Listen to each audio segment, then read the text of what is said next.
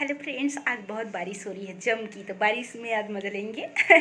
बारिश क्यों होती है, कैसे होती है, बादल कैसे बनती है, उसके बारे में आज बात करेंगे। तो देख सकते हैं दोस्तों किस प्रकार से बारिश हो रही है।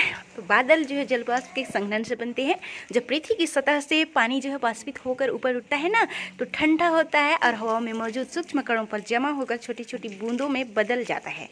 ये बूंदें ही मिलकर बादल बनाती हैं। जब बादल में पानी की बूंदें पर्याप्त बड़ी और भारी हो जाती है तो गुरुत्वाकर्षण के कारण ये पानी की बूंदों के रूप में जमीन पर गिरती हैं, जिसे बारिश कहते हैं, है ना। तो बादल कैसे बनती है उसका वाष्पीकरण का अच्छी एकदम विस्तार से बताती हूँ, ठीक है। सूरज की गर्मी से नदियाँ जो है और झीलों और महासागरों का पानी जो है भाप बनकर हवा में ऊपर उड़ता है ना।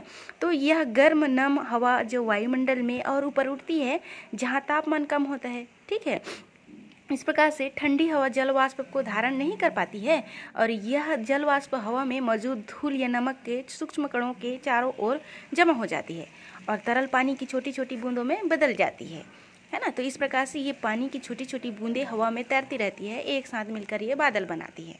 और किस प्रकार से ये फिर बारिश करती है ना। तो बादल में जो है पानी की बूंदें धीरे धीरे और बड़ी होती जाती है क्योंकि वे और अधिक पानी की बूंदों से चिपकती हैं, है ना। जब ये बूंदें इतनी बड़ी और भारी हो जाती हैं कि हवा उन्हें और नहीं संभाल सकती है, तब ये बूंदें गुरुत्वाकर्षण के कारण पृथ्वी पर वापस गिरती है, जिसे हम बारिश कहते हैं। अब ये गुरुत्वाकर्षण क्या होती है, गुरुत्वाकर्षण है ना, गुरुत्वाकर्षण के बारे में भी बता होती हूँ। तो साथियों, गुरुत्वाकर्षण क्या होती है। गुरुत्वाकर्षण एक प्राकृतिक शक्ति है ना, जिसके कारण सभी द्रव्यमान वाली वस्तुएं एक दूसरे को अपनी ओर खींचती हैं। पृथ्वी का गुरुत्वाकर्षण हमें धरती पर बनाए रखता है और ग्रहों को हम जो खड़े हो पाते हैं ना फ्रेंड्स, और जो कोई भी वस्तु ऊपर फेंकते हैं उसका भी नीचे आना क्या है, गुरुत्वाकर्षण का कारण है। और जैसे हम कोई सीढ़ी पर चढ़ते हैं कोई भारी चीज़ लेकर, है ना, तो बहुत ही ज़्यादा वजन लगता है, लेकिन उसी को यदि उतरेंगे पकड़ कर ऊपर से नीचे तो हल्का लगता है। क्यों?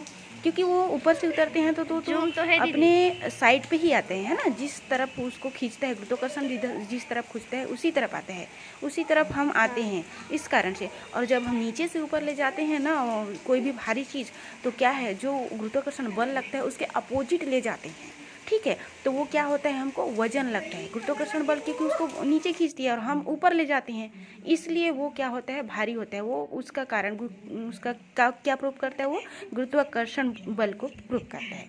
तो ग्रहों को सूर्य के चारों ओर उनकी कक्षा में रखता है। कोई वस्तु जितनी भारी होती है, जो सूर्य है ना दोस्तों, सूर्य के चारों ओर जो पृथ्वी चक्कर लगाती है, गुरुत्वाकर्षण के कारण ही। कोई भी ग्रह हो, 8 ग्रह में से कोई भी ग्रह जो है उनके पास गुरुत्वाकर्षण बल होती है, तभी वो सूर्य के चारों तरफ क्या होती है, चक्कर लगाती है। यानी वरना तो वो कहीं भी गिर जाती। चक्कर कैसे लगाती, तो गुरुत्वाकर्षण बल के कारण ही वो चक्कर जो कोई भी वस्तु जितनी भारी होती है उसका गुरुत्वाकर्षण उतना ही मजबूत होता है। और हम मतलब जितनी ज़्यादा भारी लगी उतना ही ज़्यादा उस जो सामान है ऊपर लेके जा रहे हैं वजन वाला, उतना ही ज़्यादा उसमें गुरुत्वाकर्षण जो बल है वो लगता है। हम किसी वस्तु को जितने करीब होते हैं उसका गुरुत्वाकर्षण बल उतना ही अधिक होता है, ठीक है। तो गुरुत्वाकर्षण जो है एक अदृश्य जिसे देख नहीं सकते, वो आकर्षण बल है। कोई भौतिक वस्तु नहीं है, जिस प्रकार से कोई पत्थर है ना, कोई भारी चीज़ है, जो वस्तु है उस प्रकार से नहीं है, वो उसको हम देख नहीं सकते लेकिन महसूस कर सकते हैं। सभी वस्तुओं में गुरुत्वाकर्षण होता है, लेकिन भारी वस्तुओं में अधिक गुरुत्वाकर्षण होता है। दूरी पर निर्भर करता है, वस्तु जितनी करीब होगी गुरुत्वाकर्षण का प्रभाव उतना ही मजबूत होगा।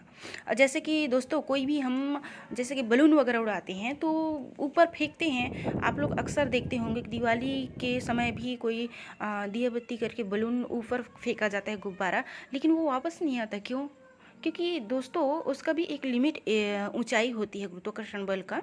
उस ऊंचाई के पार यदि चली जाती है ना, कोई भी वस्तु जो ऊपर फेंका जाता है वो वापस नहीं आता। तो गुरुत्वाकर्षण बल की जितनी ऊंचाई होती है उस ऊंचाई से ऊपर जाने वाला कोई भी वस्तु वापस नहीं आती है, वो अंतरिक्ष में चली जाती है ना। तो ये होता है गुरुत्वाकर्षण बल जो है दोस्त, ये पृथ्वी के केंद्र में होता है। तो कैसा लगा दोस्तों, साथियों, मेरा यह वीडियो ब्लॉग और जानकारी, है ना, अच्छा लगा हो तो वीडियो लाइक कमेंट जरूर करिए और चैनल सब्सक्राइब करके रखिए ताकि और भी न्यू अपडेट्स आपके लिए लाते रहूं, है ना। और इस वीडियो के माध्यम से आप लोगों की खुशी बरकरार रख सकूं। तो अब अगला वीडियो आने तक के लिए अलविदा, है ना। तब तक के लिए खुश रहिए, स्वस्थ रहिए और मस्त रहिए। हमेशा मस्त रहिए और मस्ती में झूमते रहिए साथियों। Bye bye.